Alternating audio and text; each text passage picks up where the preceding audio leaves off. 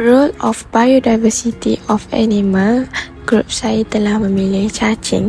So, cacing ni dapat memainkan peranan penting dalam ekosistem dan memberikan pelbagai manfaat, terutamanya cacing tanah. Cacing tanah ni dapat membantu iritasi tanah dan juga meningkatkan strukturnya.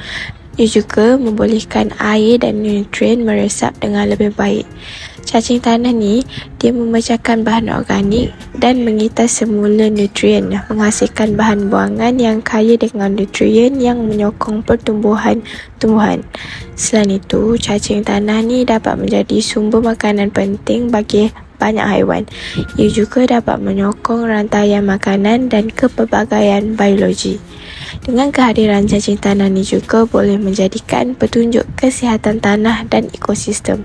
Secara keseluruhannya, cacing tanah ialah kunci untuk menjaga kesihatan tanah dan kestabilan ekosistem.